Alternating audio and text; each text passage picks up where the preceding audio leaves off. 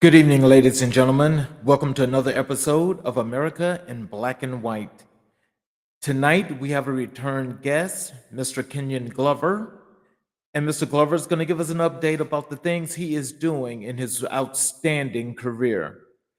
Just a little background again on Mr. Glover is he was born and raised in Monroe, Louisiana.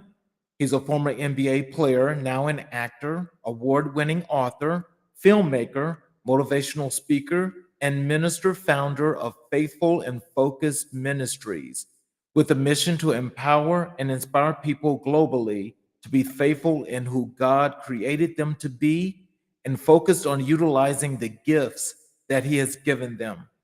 Ladies and gentlemen, I give you Mr. Kenyon Glover. Good Hey, evening, Mr. Glover. hey, how you doing, sir? I'm doing just excellent. How are you? Welcome back to the show. I'm doing amazing. Thank you so much for having me back, man. I didn't think I would be back this soon, but hey, I'm glad to be back. Well, I'll tell you, the impact of shows like yours before, there's been several people, I've had some people back, but those that have had really, really great views to their shows, some of them I have had them back. And yours was one of those originally because it was so touching to a lot of people that there was, you inspired a lot of people. I'll tell you that. So you set out to do what your goal was, and it has come to fruition. Hey, that's amazing to hear, man. You know what? That's my mission, man. That's always one of the things that I strive to do every single day of my life. You know, my dedication is to God and being used by Him and being used as a vessel to go out and empower the world, man. Empower as many people as I can. You know, so that's what it's all about. Well, I definitely am happy and feel honored to have you as one of the guests that's been here to help me in what the things that I've employed to do within the underserved communities. To bring that inspiration and that motivation, and for them to see people that look like them, that have come through different things to get to a point and to be successful in their lives. And you so happen to be one of those people, and I'm very, very honored. And so the purpose of having you back on the show, of course, is to, if you could tell us what are some of the things that since you've been on the show last, what are the things that are going on now with you, as in your projects and things of that nature that you're building on. Oh my goodness, man! A lot. You know what? Even though it's only been a short amount of time since I last was on your show, a lot has been going on. I'm currently filming a movie in Atlanta, Georgia, called Blood on the Wall. It's a very inspirational movie, faith-based film, based on a true story, actually. So I can't wait for people to see this movie. It's going to be streaming on Amazon Prime and Peacock and Tubi and all these other streaming platforms. So I'm looking forward to that release. It'll be released later on this year, called Blood on the Wall. So we're still filming it. We wrap filming April 14th in Atlanta. So looking forward to getting that done and moving on to the next project. I just got hired to produce and star in a film filming in Croatia. Croatia. So I'll be going to Croatia after the summer to film a TV series. Oh, wow. So I'm excited about that. It's like one of those what do you call it, medieval kind of TV series. So I'm going to be playing like a knight, one of those knights that you see in the medieval movies. So I'm looking forward to that. So that'll be something kind of different for me, something kind of something I've never done before. So I'm looking forward to that. I'm also working on producing a fashion show in Dallas, Texas. So I'm producing a major fashion show in Dallas, Texas. So if there's anybody who's in Dallas or wherever you're at, if you're a designer, fashion designer, model, if you have a business or brand that you're looking to promote, we're looking for sponsors, we're looking for clothing designers, we're looking for models. So just holler at me, find me, Kenyon Glover, online or whatever, if you're interested. So that's in the works also. Wow. There's so much going on, man. I have to kind of remember what else I got. Shooting a movie in Bulgaria later on this year. So we filming in Bulgaria in November, October, Novemberish, December. Major film, blockbuster film. So I'm looking forward to that. That's also going to be a major project. Um, wow. What else? I think that's it for now, man. I think that's it for now. As you see, that's already enough as it is. So, have you ever been to the part of the country such as the Russian bloc before? No, I have not. I have not. I don't know. I'm kind of uncomfortable with going to that area, to be honest. I'm hoping they maybe change the location of shooting because I'm kind of leery about going to that part of the world. So I don't know. I don't know. I haven't signed on the dotted line yet. So it's still kind of iffy about that. So I don't know. Well, I'm sure that's going to be an interesting challenge because there are not many people that look like you that's in that part of the country, that part Right. of the world, shall I say. And with that war going on with Ukraine and Russia, that's kind of like a little crazy thing as well. But I know that you'll be outside of that area, being in Croatia and Bulgaria and things of that Yeah. nature. Yeah. You'll be outside of that area, but I understand not wanting to take that chance. Yeah, I'm scared, man. I'm scared to be honest. So I'm like, okay, can we change the shooting locations? Can we go to another country? Way far from this war that's going on. So, I'm just an actor, so I don't know if I can convince them to move locations. So we'll see. We'll see. So, can you share a bit about your journey into the world of acting and what inspired you to pursue this career path? Um, Well, I used to be a pro athlete. I was a pro athlete in basketball. Basketball was my life. That was all I knew. That was all I wanted to do. I never would have thought I would have became an actor or into filmmaking and all of that. That was never even in the thought process. After my basketball career was over in 2006, I mean, I wasn't thinking about entertainment career. I was thinking of just owning my own business. Actually, I like personal training. Fitness. Fitness was my thing. So I wanted to own my own fitness gym and things like that. So, and I just accidentally got in. It was an accident of me getting into the acting world, entertainment business. I just went to audit an acting class with a friend of mine, and during the acting class, I was just like, "Yo, this is kind of cool." So the acting coach asked me to participate, and I participated, and I caught the acting bug at that moment. I was like, you know what? I think I want to take this serious. I think I want to make this a career right here. So I took it serious, man, after that acting class, and that happened in 2000 and what, six, something like that. Then I went out for my first audition, and I landed the leading role in my first audition ever. So after that, I was like, you know what?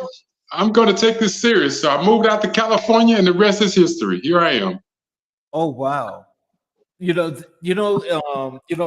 like quite a few people, not a lot when I say a few, I mean a few literally, that's actually gotten that opportunity that when they hit that lick the first time and things just taken off.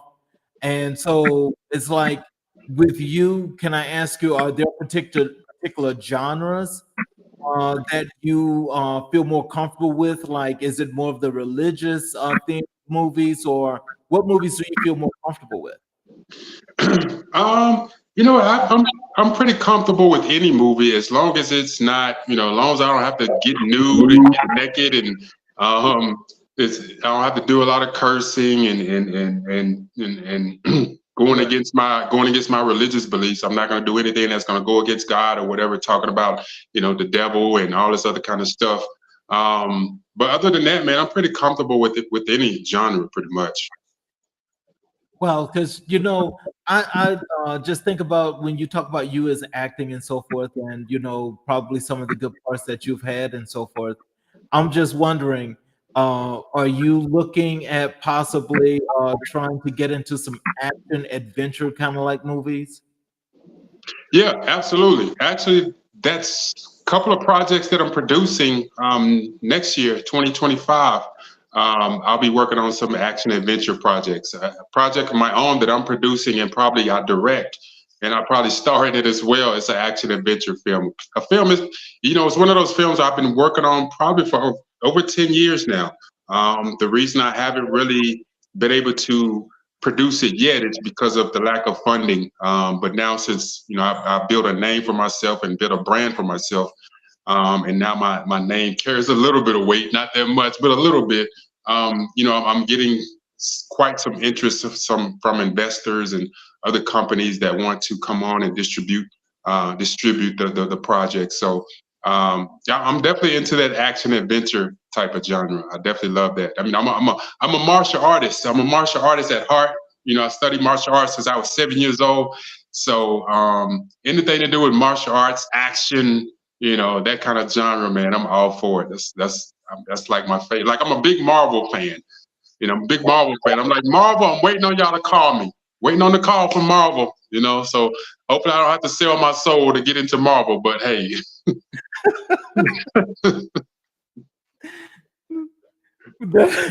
Well, I don't think you have to do all that, but I'm more than sure that they're listening and they need to make sure that they call you because, Right. it's time to move up and hit some of them bigger roles, right? Exactly. Exactly. So, what have been some of the most rewarding moments in your acting career so far? You know what? Staying consistent.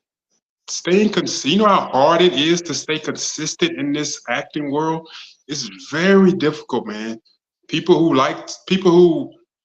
are thinking about getting into the entertainment business as far as being an actor, it's very difficult because there's so much competition. There's so many people trying to be actors, and people think it's easy. It's more than just memorizing lines. It's a lot more difficult than that. It's a lot more complex.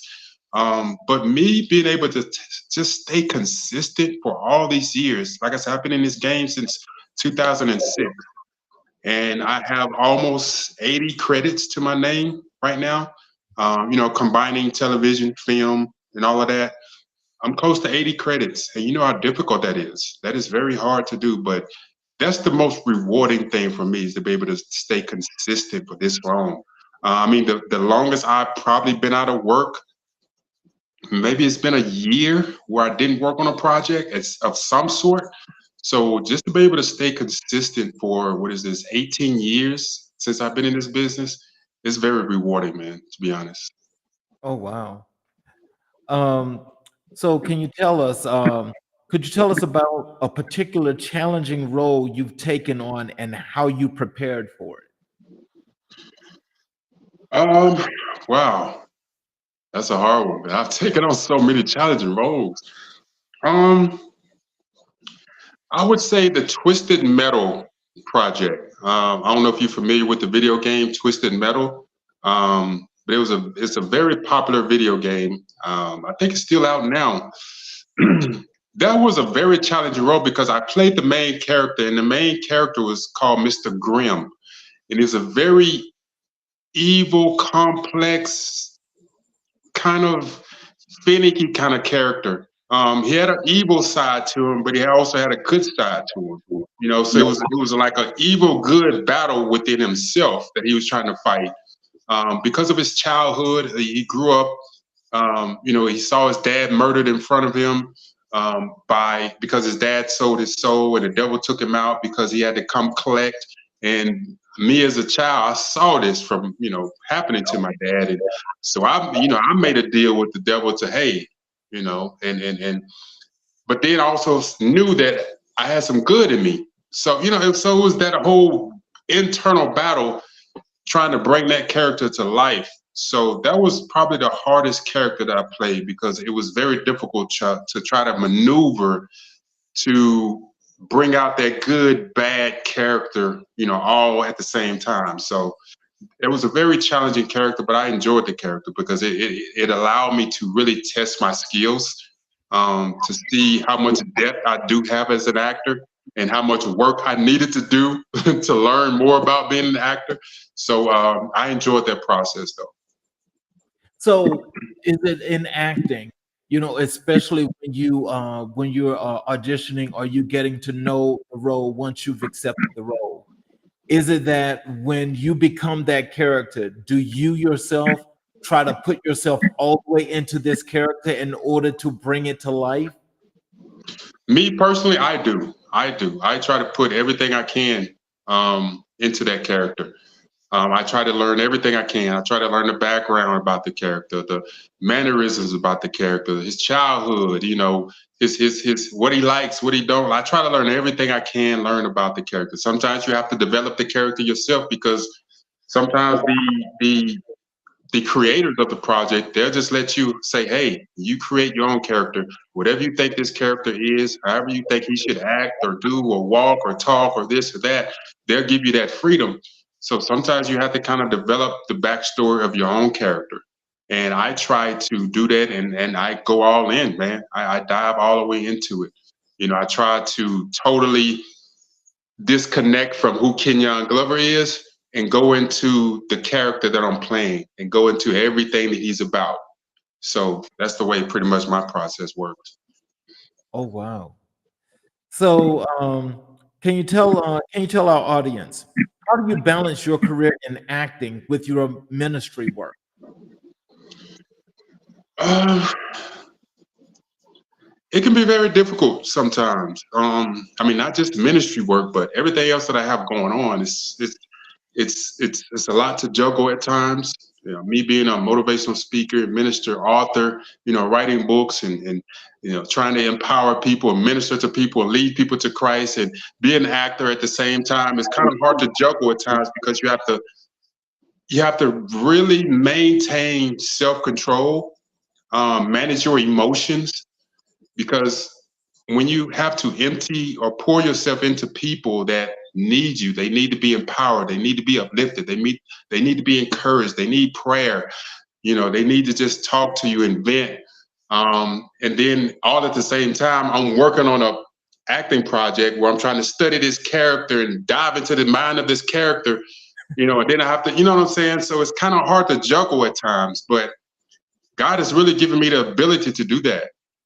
So I'm able to kind of separate myself from, the acting for the moment that I need to disconnect from that, and then just totally focus in on the people that I need to pour into as far as my ministry goes, as far as inspiring them or encouraging them or whatever I need to do with them and pray for them or whatnot.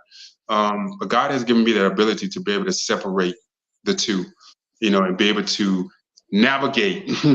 When I need to be in ministry, I'm all in, I'm all focused.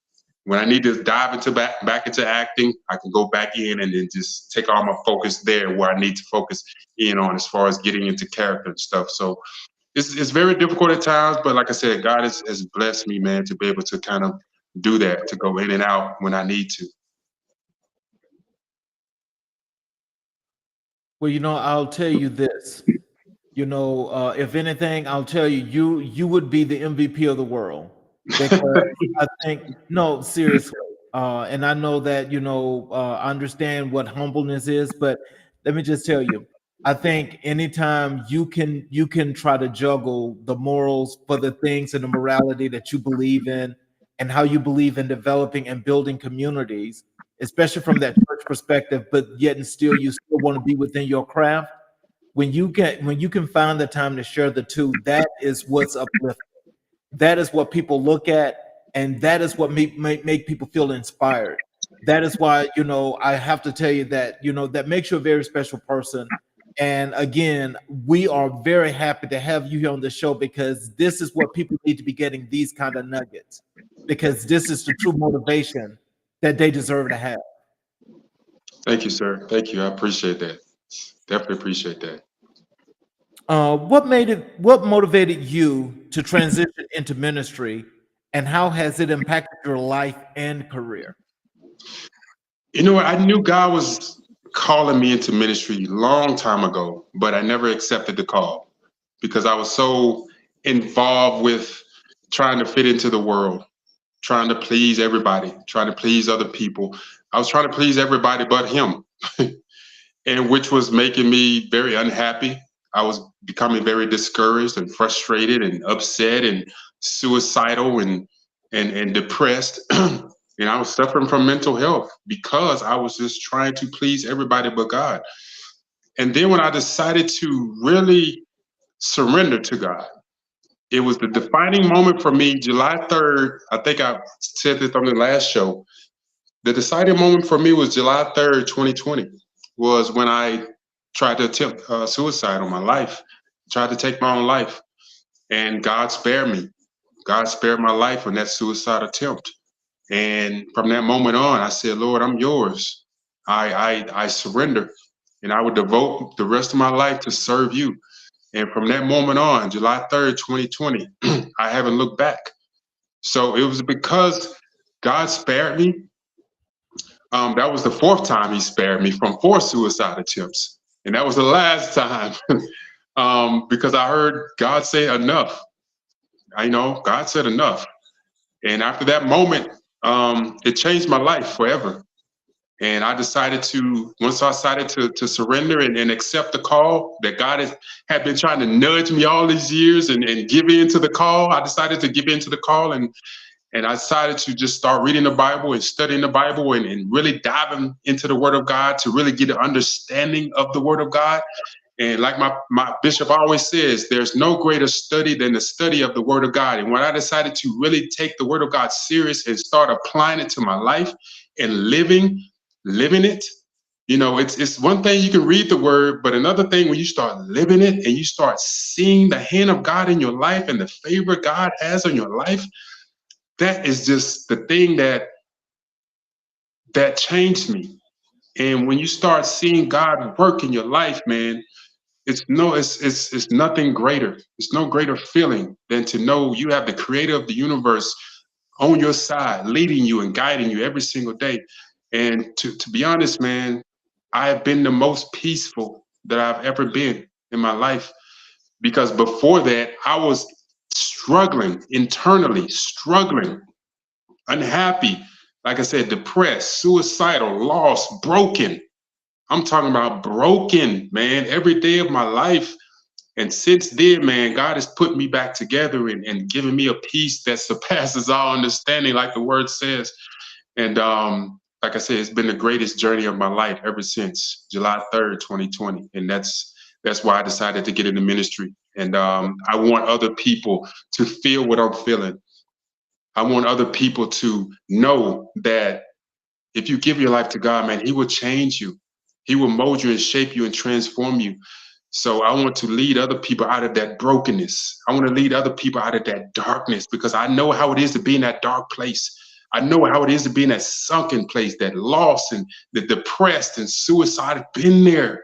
So I'm at the point now, man, I'm about changing lives and impacting lives and empowering people and uplifting people and encouraging people and giving people hope.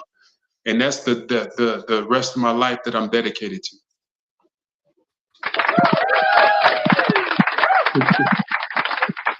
Yes, sir. Yes, sir. Can you share some memorable experiences from your ministry work that have left a lasting impression on you? When you're able to see people's lives transform right before your eyes, when you're able to see people cry just from hearing your testimony, when you're able to see people come up to you and say thank you for saving my life because I've been approached so many times by youth. I'm talking about youth like 12, 13, 14, 15-year-old kids that have come to me and said, you know what, your speech changed my life. I was thinking about suicide when I go home later on. I was thinking about committing suicide yesterday. I was thinking about committing suicide. And your speech, your testimony just inspired me. I no longer want to take my life. I'm inspired, I'm changed, I'm transformed, I have hope. When you see that, when you experience that, when you hear that, it's such a feeling that you can't explain. And that's what keeps me going, man. So that's the motivation behind my ministry to keep doing what I'm doing each and every day. So just being able to, like I said, continue on this journey of empowering people and inspiring people and hearing people's lives being changed by my ministry, by my speaking. That's what it's all about. As an author, What themes or messages do you strive to convey through your writing? Um, to not give up, to not give up. There's always hope, even though it may not seem like it, even though it may seem like there's no more hope in the world. So many people tell me now, the world seems hopeless. Because yeah, we are living in a fallen world. We are living in a broken, corrupted world, and it's not going to get any better, to be honest. But there's still hope because there's a life after this life. People have to remember there's a life after this life. There's a thing called eternal life. We have to remember that life is going to go on. After we dead and gone, there's still hope for another life. To live our lives with the Savior of the world. So my hope is living my life for with Christ after I'm dead and gone, and to see the other side, and to be there when He rules the world. So my main thing when I always speak is don't give up. There's always hope. Stay hopeful. Stay encouraged. And speaking of being an author and writing books, did you not just release a new book? Well, no, that book, you talk about Faithful and Focus. That book has actually been out for a while, but of course, I'm always promoting it here and there. But yeah. I mean, it's the last book I did, right? It's actually probably over a year old now, but it's still fairly new, I guess you could say. But yeah, Faithful and Focus, it's on Amazon right now. Yeah, it's available. Okay. And is that one of your Christian-based writing books about faith and hopefulness? Yeah. Faithful and Focus. The title speaks for itself. You said it when you introduced me. Faithful and Focus. It's all about being faithful in who God created you to be, and being focused on utilizing the gifts and the talents that He has given you. So it's always everything that I write is meant to be inspiring, encouraging, and just to encourage you not to give up, man. Not to give up. Like I said, I've been there. I've given up on several occasions. As I said before, I've tried to commit suicide 4 times. So I have given up. I have been there. And I was at a place of no hope, hopelessness. So that's the reason why I write books that will give you hope, and telling you over and over and over again not to give up. What is your writing process like, and how do you find inspiration for your books? Um, you know what? I just take a hard look and see what's going on in the world. Because I talk to so many people, I interact with so many people, and I listen to people's problems. I listen to their emotions and how down they are and depressed they are, and I look around the world and just see how broken this world is. Um, and I'm inspired by that. So I just try to really reach the mind and the spirit of people. I really want to touch your spirit. Um, because as you look around, man, it is hopeless. You know what I'm saying? It is hard to really, it's getting harder and harder, I would say, to really encourage people. Because as you look around and you see all the negativity that's surrounding this world, it's getting harder to really encourage people and uplift people, because people are like, well, that's all good and all that, but nothing's going to change, nothing's going to get better. So it is getting harder to encourage people and give people that hope. So that's like I said, that's what motivates me. I try to look around and see how can I inspire people, how can I really touch people's souls and dig into their inner thoughts, and just hopefully give them just an inkling of some kind of hope, some kind of encouragement, and that's pretty much my process. And then God just gives me whatever it is that I need to write, and I just start writing whatever's in my thought process at that moment. And once I start writing, it just flows. Honestly, it just starts flowing naturally, and Sometimes I can go on and on. I'll write for like 4 or 5, 6 hours, and before you know it, I've pretty much written, 8, 9, 10 chapters, and that could pretty much be a book, depending on how much I've written.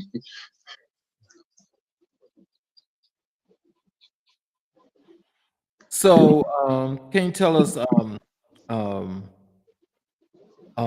can you tell us about your latest book or any upcoming projects you're excited about? One thing I didn't mention earlier that I'm working on is a documentary. Um, I'm working on a documentary called The Silent Killer. Of course, that silent killer is depression, mental health, mental illness, and it's silently killing people. It's been silently killing people for years, for ages. So I'm working on developing a documentary right now that really goes in depth to discuss the causes of mental health, the causes of depression, the causes of mental illness. Um, and I want to really tackle the cause and effect. I want to really tackle um, the possibilities of how people can overcome it other than just taking pills. They always want to make us take pills. I've been there. I've struggled with mental health for years. I was what do you call it, committed, to the mental health hospital and all that kind of stuff. And they tried to force the pills on me. Of course, I didn't take it. So I want to really get in depth as far as that goes. So I'm working on that documentary right now. I'm still developing it, still in development right now, but that's something that I want to release 2025. That's a goal of mine right now. So that's one of the important projects that I have on my plate right now that I'm really, really going in hard on. All the other projects, the acting stuff is cool, but this is a passion project of mine because I really want to um, help change the world with this project. Wow. What's interesting about that is, this has been like as of lately, I've been doing some research on mental illness myself. And what I've discovered and what I'm seeing in a lot of these latest studies, of course, they're always years and years behind, is that, that the struggle in our community, especially among Black men, that number is getting higher and higher and higher.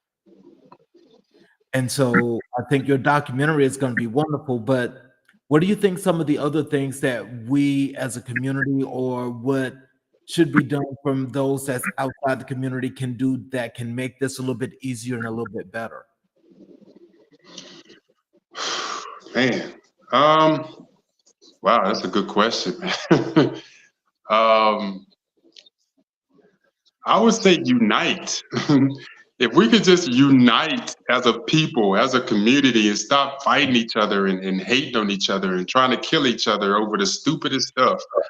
Um, of course, I think our communities, man, would be incredible if we could just come together and unite and love one another, support one another. Regardless if someone is doing better than you or whatever the case may be, let's support each other and pushing each other to be great. We all have been given a purpose on this earth. We all have gifts and talents that we need to share with the world. Whatever those gifts and talents are, you may not haven't discovered them yet. You may, or you could discover them just by being around the right people. Being around the people that can encourage you and push you to be better, push you to greatness. I think if we just come together as a community and support each other, and uplift each other, and encourage each other, and push each other, and work together, man, we could be powerful. But is that going to happen? I don't know. But we can still have some hope, right? That one day we'll come together as people. Well, I understand that. And I'm definitely one of those that I believe, but you're right, it's going to take a lot to get there. What advice would you give aspiring actors who are just starting their careers? Get into acting class. Get into acting class. Acting is not easy. It's not about just memorizing lines, okay? Actors always tell me, yeah, I want to be an actor. Can I be in one of your movies? Then my first thing is, okay, have you taken acting class? No, I can act. I don't need to take class. I'm like, well, yeah, you kind of do have to take acting class. Like you know, you can't just. It's like you can't decide to wake up tomorrow and be a basketball player and go into the NBA draft. You know what I'm saying? So it's not that kind of process. It's not that easy. But I would recommend if you thinking about think about being an actor, find a local acting class, jump into acting class, take as many acting classes as you can, and try to get on different sets, whether it be a student film or independent film.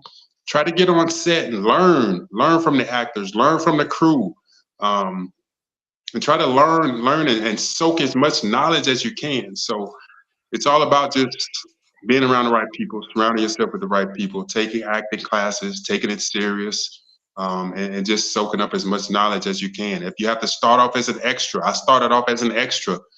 You know, I was an extra probably for, you know, a couple of, well, not a couple of years, probably about a, I don't know, not that long. But you know, just being behind the scenes helps you kind of learn the process of filmmaking. You know, you have to learn the process of filmmaking and learning the terminology of filmmaking, which will become, you know, it'll definitely help you in the long run when you're becoming an actor. So that's my advice. How do you stay motivated and focused during times of uncertainty or rejection in the entertainment industry? Um, Staying focused. Um, you have to know what the end goal is, knowing why you got started. Why did you get into this? What is your ultimate goal of getting into this industry? What is your ultimate goal? Like when I started basketball, my ultimate goal was to become an NBA player. I did that. When I got into acting, my goal was to become a working actor, not necessarily a movie star, but I just wanted to be a working actor to stay consistent. And I've done that. Um, so just know your goal, know what you want to accomplish. What do you want to achieve? Like when I got started, I didn't expect to win awards, but I said one day I will win an Academy Award. I will win a Tony Award. I will win some kind of award. And I've won multiple awards since becoming an actor. So, you know, I've been blessed and fortunate, man. So, you know, just know what your goal is, what the end goal is. So, are there any actors or filmmakers who have particularly inspired or influenced your work? I'm a big Denzel fan. Big Denzel fan. Denzel Washington. I love his work. Robert De Niro, Al Pacino, Will Smith. Those are probably the top heavy hitters that inspire me. That I probably watch all of their films, study their acting, study um, their body of work. So those are pretty much my influences when it comes to acting. I really study those kind of actors, and I kind of, you know, not going to say imitate, but I really hone in on how they kind of navigate their career, what kind of roles they take on, and stuff like that. So I kind of follow their lead, you know. So, what role do you believe storytelling plays in ministry? And how do you incorporate this into your teachings? Say that again. What role do you believe storytelling plays in ministry? And how do you incorporate it into your teachings? Man, that's a hard question. You bringing the fire tonight, man. Shoot. Um, what role? Okay, you got to give me that question one more time. That's a good one right there. What role do you believe storytelling plays in ministry? And how do you incorporate it into your teachings? Um, I think storytelling, because everybody likes a good story. Everybody wants to be drawn into a good story, but your story has to have a, you know, plot, a climax, ups and downs. So it's good to be a good storyteller, especially when it comes to ministry. I'm still learning that part about ministry, about being a good storyteller. I haven't perfected it yet, of course. I'm kind of still on the learning block. Um, so I think storytelling is really important because you have to have something that's going to draw people in. You have to have something that's going to be able to relate to people. You know, people want to know about the struggles, and people want to know about, how you overcome this and how you overcame that, and what process did you go. So it's important to be a good storyteller and to know what you're talking about, to have been able to live through the stories that you're actually telling, or know somebody that been through certain things, been through certain storms and overcame different things. So, and being able to draw people in, to give people that encouragement and hope and relatability that they can kind of relate to. So I think it's very important to be a good storyteller. Like I said, I'm still learning that part. So I'm kind of, haven't gotten to that master level yet, but I'm kind of at the mid-level point right now. Well, I think you've already got all the stories. It's just a matter of how you use them and when you tell them. Exactly. You've already got the goods. Right. You've already got it. Knowing how to tell it. You just said it. That's perfect. Yeah. What do you hope audiences take away from your performances or books? Just being inspired, being encouraged, being transformed. I want people to walk away feeling empowered. I want people to walk away feeling like they can achieve anything in the world. They can overcome anything. I want people to feel like they're on top of the world. I want people to be transformed inwardly. I want people to be drawn to Christ.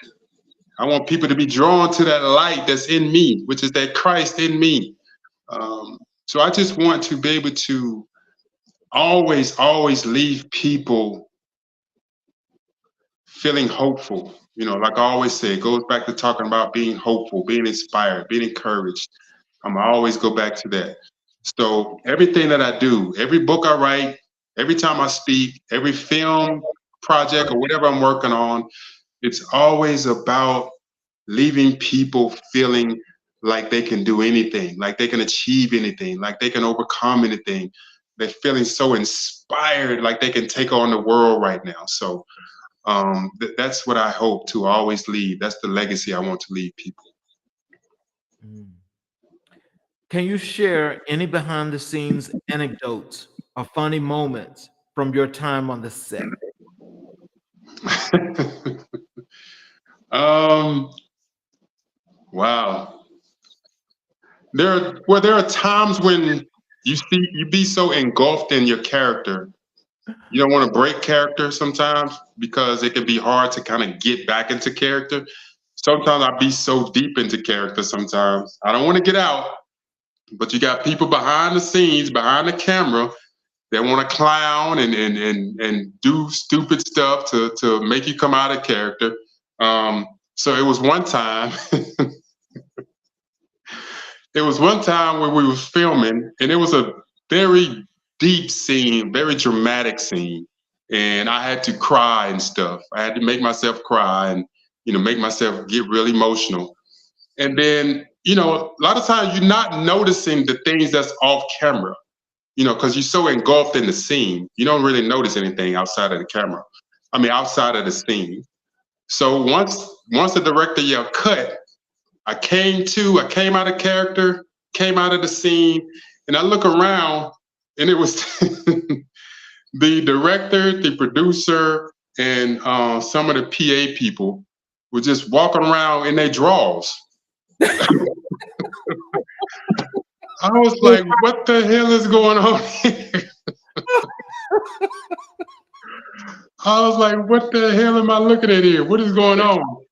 So, they was like, man, the scene was so intense. It was so deep. We wanted you to kind of laugh because I was just, I was miserable. The scene was making me miserable because it was so intense. So they was like, man, we just wanted you to laugh and come out of character. So we just, wanted to make you, just get out of that moment. So I was like, yo, you did it. That did it. I laughed so hard, man. I went from crying and feeling depressed and intense to just dying laughing. I was crying. So that was one of the funny, probably one of the most funniest moments I've seen as far as acting and filmmaking. How do you prioritize self-care and maintain a healthy work-life balance in such a demanding industry? Um, Working out. Working out, man. I'm a gym fanatic. So I get up 4 in the morning to go work out. Whether no matter what I'm doing. If I have to be on set at 6, I'll get up at 2 or 3 to go work out. I gotta make sure I work out before I start my day. I gotta get into the word of God before I start my day. So that's pretty much my self-care. Working out, staying into the word, reading, prayer, meditation. And that gets my day started. That I do that before I do anything, before I go on set, before I, speak, before I write, before I do anything. I got to get that out of the way. I got to get my workout in 5 days a week, Monday through Friday. Of course, I'm praying and read the word. That's 7 days a week. So that's how I keep myself grounded. That's how I keep myself mentally stable. Because of my demanding schedule and so many people pulling me here and pulling me there. And but that 3 hours, 3 to 4 hours before I even start my day off, 2, 3, 4 in the morning.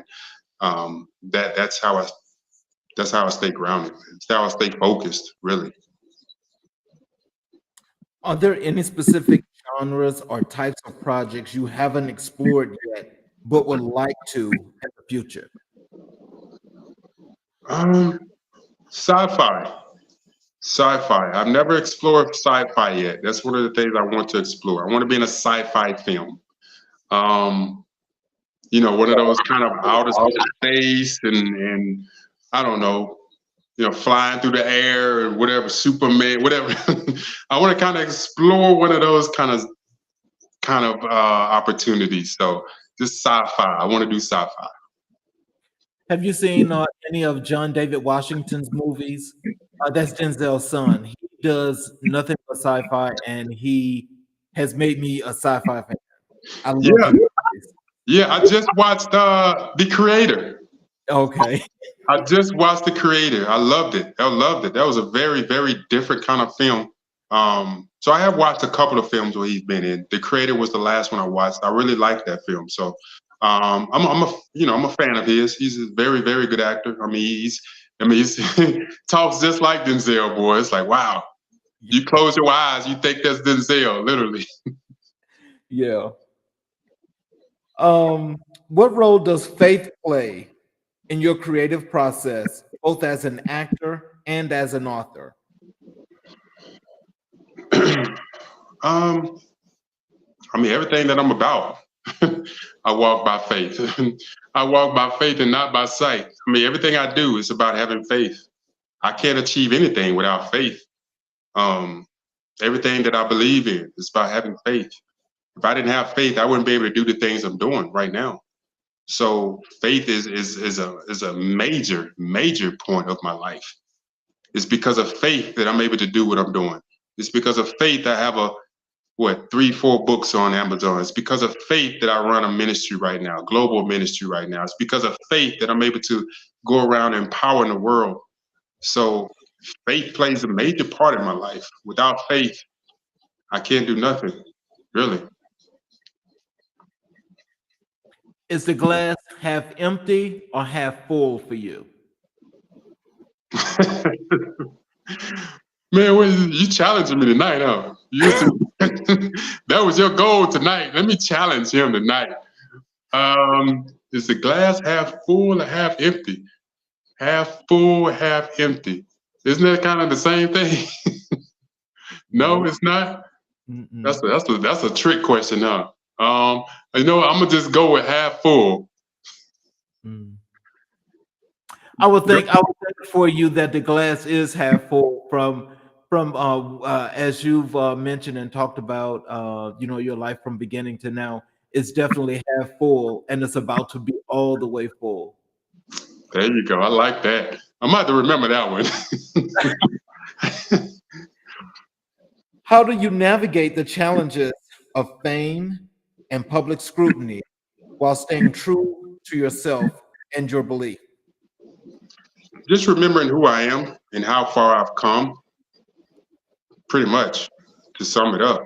I mean, just being comfortable with who I am now and knowing how far I've come, knowing the things that I've overcame throughout my life, knowing all the storms that I had to face, the disappointments that I had to go through, the trials and tribulations that I had to go through. Even now, sometimes, well, not many times, but it's been times where there were rumors spread about me that was so totally left field that I was like, what? Where did that come from? That is not me. That is not like that is not my character. And it was hurtful to hear those rumors, those lies, the slander that was said about me. It was very hurtful at the time, but I'm like, you know what? I'm not gonna let that affect me at all because I know who I am. Other people know who I am. People know that's not me. People know that I would never even do anything like that on that level. Um, and it's like when you get to a certain level, when you start to get some popularity and fame, and it's like it's gonna come.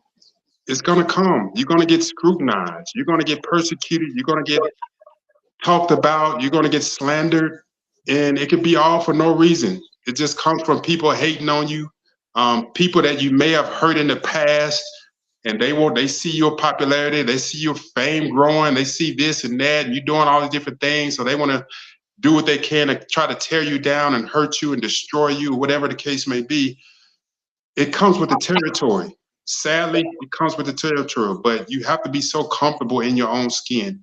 You have to know who you are, how far you've come, and not allow that kind of stuff to drag you back, pull you backwards, because that's what it's trying to do. You have to know and understand that no weapon formed against you shall be able to prosper. Once you understand that, once you live that truth, nothing really affects you in that moment. This is why your glass is half full. Yes, sir. Absolutely. Absolutely. Looking back on your career so far, what are you most proud of and what do you hope to accomplish in the future? Wow. You know what? I'm mostly a proud of I'm mostly proud of just staying consistent, being able to stay focused, being able to stay devoted and disciplined, um, especially after all the things I went through, the darkness, the suicidal attempts, the depression, the mental health. I was supposed to have been dead a long time ago, man. I was supposed to have been dead in 2006 when I pointed that gun to my head and pulled the trigger and the gun jammed. I was supposed to have been dead, but here I am, 18 years later, still here and doing amazing things, helping to change the world, helping to be a light in this world, being a vessel for Christ, being a true man of God out here walking with God daily, becoming an award-winning actor, award-winning writer, just taking in those moments on how far God has brought me and what God brought me through. Because it's not about reliving the past and going backwards. It's about taking in the moment, taking in the present moment, and knowing that you have so much more work to do. I have so much more work to do. I have so much more to give. I have so many more people to impact. I have so many more people that I have to lead into the light and out of that darkness. So I'm going to continue on this journey. I'm going to continue to write books and make films and speak and be a true man of God.